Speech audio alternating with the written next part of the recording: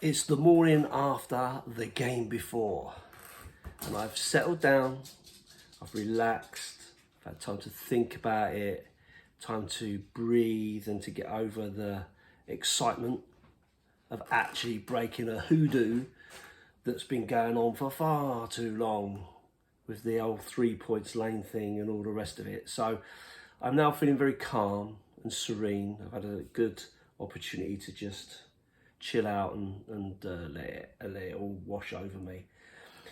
First thing I want to say is the scenes after the game with people celebrating, I think is great. And I know there's lots of people who go, it's over the top, it's embarrassing and blah, blah, blah and all this. Listen, stop being a fun sponge, man. You know, people want to enjoy a result, especially against a team where you've got a really, really poor history. This is a team that's been up there, been winning everything, and their fans have been giving it to us for years and years and years, you know. And it's now an opportunity to just have one day to celebrate something that's felt really, really good. So overall, I've got to be honest. Like previously, when I was talked about West Ham, I felt that we started really slowly and it was a bit boring and all the rest of it. Didn't feel like that yesterday with Chelsea. It's always a teeth biting scenario, especially when you're at 0-0 or 1-0 even. But I did feel like there was an impetus in the game. I felt like we were trying to get at them. I didn't expect there to be as much niggle as there was in the game, because a lot of those Chelsea players are new and young and all the rest of it. And you're kind of not really expecting them to really want to get involved in that. But they did. They did. There was some niggle in there. And there was some good niggle from us as well. It had everything in it. There's a couple of bits where I thought that's a bit dodgy. Like if you take the Silva elbow, he didn't connect. Okay. There was some pushing and shoving and all the rest of it. And reality, do I really think he should have been sent off? Not really. It was a bit of a muchness, but I've seen it happen. I've seen players get sent off for that kind of thing. If you're gonna start throwing your elbow around, you've got to be very, very careful. So I think Silva was very lucky not to get at least a card in that scenario, and also I guess because Romero didn't go down, that probably helped him a bit there. But there was a lot of pushing and shoving in leading up to that. But you can't be throwing your elbow like that. So yeah, I thought he was quite a lucky boy to go off injured. Obviously not unlucky. Maybe that's a little bit of karma creeping in there. I don't know. But yeah, I was a bit surprised that he didn't go for that. But listen, it is what it is. And the same with Ziyech, and I touched on it yesterday. I thought, that makes no sense to me. The referee gave a red card, then looked at VAR and rescinded it. Now, is that because the VAR people thought he made a clear and obvious error in doing that? In which case, surely they should have been talking to him, and it looked like they were talking all the way through it and saying, looks like he's, the ref should be saying, looks like, there's a bit of pushing and shoving there, and it looks like he's hit him in the face, and and they could have said, well, we've looked at it, have a look at it beforehand, because there's a bit of argy-bargy from Emerson in the first place crashing into him, so he was provoked. And even though he was provoked, you still can't be slapping someone in the face, because the rules say that if you hit someone in the face, you get sent off. So again, I don't understand it. And also the fact that he was standing over Emerson, he was the one who actually brought him down, although Harvet's got a card for the trip, I think. So again, for me, even if it wasn't a red card just for that, it should have been 2 yellows for his behaviour. So for me, again, should have been sent off. But it is what it is. It happened as it did. So, and obviously it made no bearing on the overall result in the end. So happy days. Had Ziyech scored a screamer and beat us, would have been a different story altogether. Had Silva, played Kane offside, that would have made a difference. So for me, the fact that they didn't makes it okay that we made those mistakes. But again, VAR and all that, it just, not so much the system, I keep saying it, not so much the system, but the people involved in it keep making mistakes. And when they keep making mistakes, excuse me, when they keep making mistakes, makes it a mockery. What's the point of it if you're going to do that? So, yeah, those are the two kind of key points from a Chelsea point of view. They did have a little bit of a go, but they were very passive, I felt, in that game. And it played into our hands and gave us a little bit of impetus. Came out in the second half really going for it. And I think that really showed. Skippy's goal, fantastic goal. And what I really liked about it was that it was a forced error. The Chelsea player kicked the ball out and Skippy got himself in front of the Chelsea man, took it on his chest, and it just sat up perfectly for him. And why not? Why not from there? Why go for it? And he did, and great goal. One that is going to stick in his memory forever. First goal for Tottenham. A goal against Chelsea in a home game. You've got to be happy with that, and that the scenes were brilliant, and it's really good to see the lad really excited and happy for that. And his overall game was very good. To be fair, he worked really hard. Pretty much a man in the match performance for me. He was everywhere. He got involved in everything, and he was really pushing on. He did his defensive work really well, as well as his attacking stuff. Harry Kane getting the second one. I mean, it's written in the stars. I know we've said he's our top goal scorer, but he's still one away if you count Jimmy Greaves' goals in the Charity Shield. But there's no doubt in my mind that he's going to overtake those as well at some point very, very soon.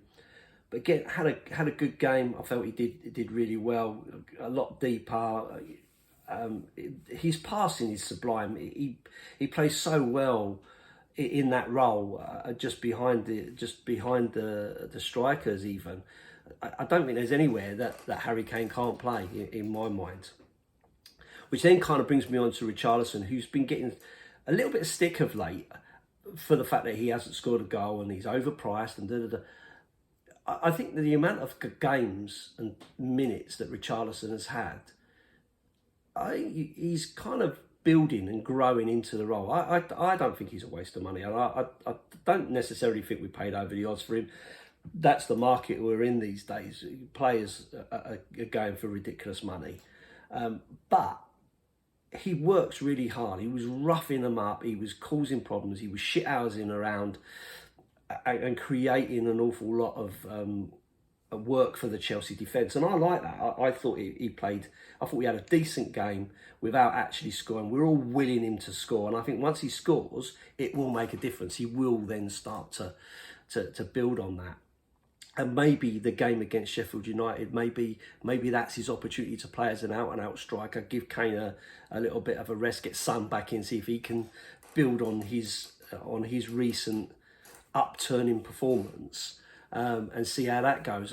Again, moving on, Kulusevski, I thought had a decent game without actually scoring. Works really hard. I love his battling. I love the way he cuts inside and really pushes them. So again, I mean, overall, I thought the whole team did really well. Højbjerg, I thought, had a good game. Dyer even had a decent game. No one really looked like they were under any pressure. Even Forster, I keep saying his name wrong, pulled off a couple of decent, at least one decent save. So I think everybody did their jobs. Everybody was quite professional, and overall, I think we deserved to win the game. I don't see that we were under that much pressure. Normally you sit there in the last sort of 10 minutes and I'm like, oh, come on, let's get this game done. I've had enough, Chelsea, it's Chelsea. They're always so lucky. They always get something out of it. But yesterday it was quite good. It felt very calm, even towards the end. So I was obviously obviously, very happy to see that. So it keeps the pressure on. It keeps us in the top four. Newcastle losing against Man United, hopefully that will dent their progress a little bit and give us another opportunity to keep on building and keep us in there. Let's hope that that's the case. Not that I personally would have preferred to have seen Newcastle win something. It's been a long time for them, and I think they probably deserve to be in the mix. And it's great to see other teams really coming on. But obviously, what I don't want is at the expense of Tottenham. But it's just annoying seeing Man United pick up another trophy, even after them being so poor in recent years. They've still ended up winning a trophy, and we're still without one, which is so disappointing. But we don't know. This may be the year. We've got the FA Cup. We've got a good opportunity in the FA Cup against Sheffield United. Let's hope that we can put them to bed. And we've still got the Champions League to play for at this moment. A 1-0 loss to AC Milan is not the end of the world. We've still got the home leg to come in a couple of weeks, and I believe that is something that we can overcome. I think it's something that we can turn over and march on to the next one. That would really be good. Shout out to Gareth, who was on Chris Cowling's podcast with me on Friday, who called out the correct score, 2-0. As I said, Gareth, what's the lottery numbers, mate? Because you are clearly becoming Mystic Meg. I had us down as a 1-1 draw because I've just been here so often and so long that I didn't have that faith, and I should have done really, but I didn't. But listen, there you go. But great shout out to Gareth for that. It was good to see someone get the score right anyway. Chris and Holly didn't. They were 2-1. So, there you go. They don't know everything either. So I'm just going to leave it there. The final thing I'm going to say, because I've been told that I need to do this, and I've tried to avoid it really, because I like to think that if people want to see my videos, they will find them, and hopefully once you've seen them, you'll think, this guy's okay, I'll keep watching. But I'm going to do it because I've had some luck recently. My subscriber count has gone up by 11 since I did the podcast with Chris Cowling. So thank you to all of those people who have recently subscribed. But what I'm going to say now is 93%, according to the YouTube app, of the people that watch my videos are not subscribed to the channel. Why not? Hit the thumbs up, subscribe to it, because that then gives me impetus that I am reaching people and people like what I'm doing. If you do a thumbs up, like for it, it also helps the algorithm apparently, and that helps share my videos, and people are more likely to then see it and also subscribe to it. So if you liked it, great, thumbs up, subscribe, that would be great. If you didn't like it, just click, disappear, don't bother watching me again. I'm absolutely fine with that. If you want to comment, please do feel free to comment. I try to respond pretty much to everybody if I can. I do read all of the comments, and I do leave a little heart for everyone who leaves a comment, and I do respond quite regularly to people, and I've made some good friends by talking to people who leave comments on my channel. So I'm going to leave it there. That's enough waffling. Great result.